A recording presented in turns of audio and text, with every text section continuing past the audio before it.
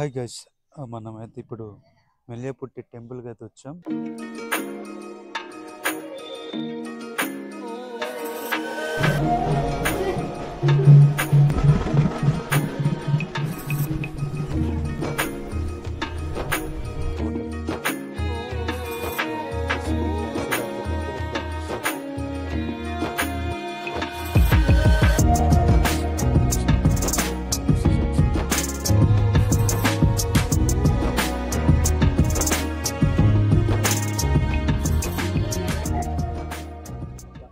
శ్రీ రాధా గోవింద స్వామి దేవాలయం. ఇక్కడ కొలువైన దేవుళ్ళు రాధాకృష్ణులు.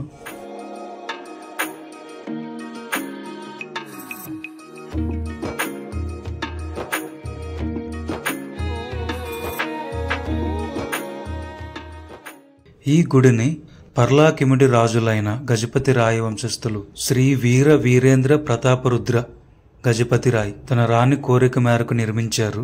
కేవలం రాజు వంశస్థుల కోసమే నిర్మించారు. రాజ్య ప్రజలకైతే ఈ టెంపుల్లోకి అనుమతి ఉండేది కాదు.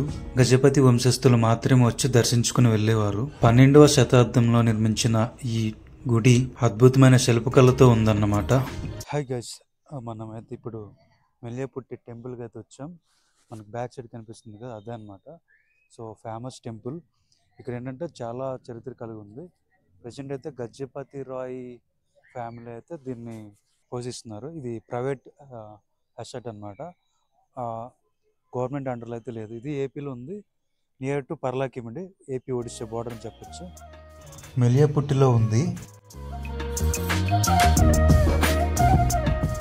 సో చూసారు, అప్పుడు నిర్మించిన గదులు ఇవన్నీ అయితే ఉన్నాయి. ప్రహరీ మొత్తం అయితే పోయింది, ఏం కూడా లేదు అసలు టోటల్.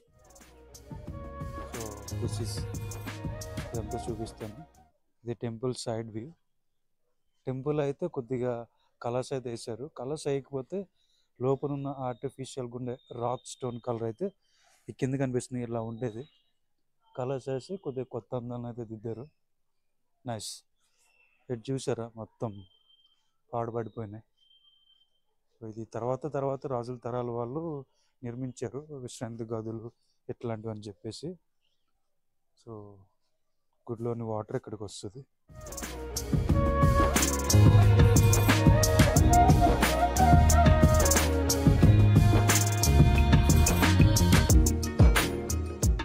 దండేశారు అక్కడ దేవుడికి, నరసింహస్వామి అవతారం. Back side of the temple ఇట్లా అనిపిస్తుంది.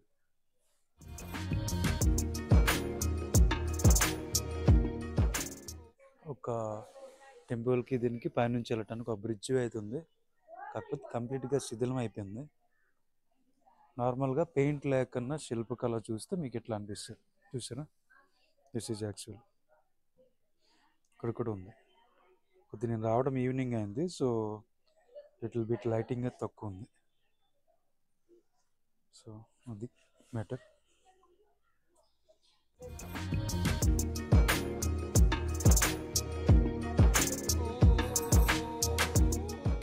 ఇప్పుడైతే టెంపుల్ చుట్టూ తిరిగి వచ్చేసాను.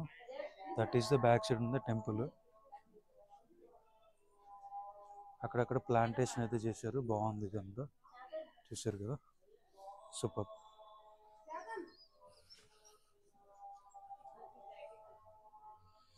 అది గేట్, ఎంట్రన్స్ గేట్.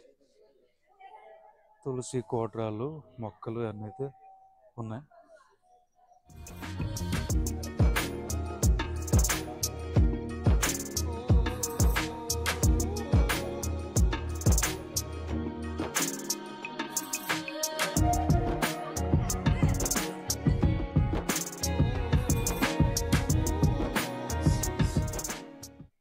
పైనకి వస్తే ఇట్లా స్తంభాలు ఎట్లా ఉంది, ఆర్కిటెక్ట్ చుట్టూ శిల్పాలు, చీకటి ఉంది. ఈ గుడిలోకి అన్న చెల్లెళ్ళకు అనుమతి ఉండేది కాదు. పెళ్లి కాని వాళ్ళు వెళ్తే పెళ్ళి అవుతుందని, పెళ్ళైన జంట వెళ్తే పిల్లలు పుడతారని ఇక్కడి నమ్మకం. కొత్తగా పెళ్ళైన వారికి అన్యోన్యత లోపిస్తే ఈ టెంపుల్కి తీసుకువెళ్లి సంసార జీవనం గురించి చెప్పేవారని పెద్దల మాట.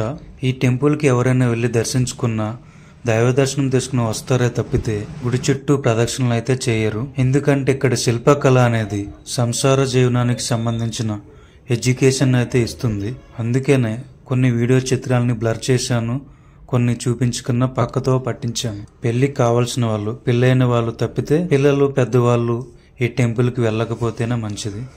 వీడియో నచ్చినట్టయితే లైక్ చేయండి, సబ్స్క్రైబ్ బటన్ పైన క్లిక్ చేసి ఛానల్ ని సబ్స్క్రైబ్ చేసుకోండి, బెల్ ఐకాన్ క్లిక్ చేసి నోటిఫికేషన్ ఆల్ పెట్టుకోండి. మీ వాల్యుబుల్ సజెషన్ గానీ లేదా వీడియో ఎలా ఉందో కింద కామెంట్ చేయండి.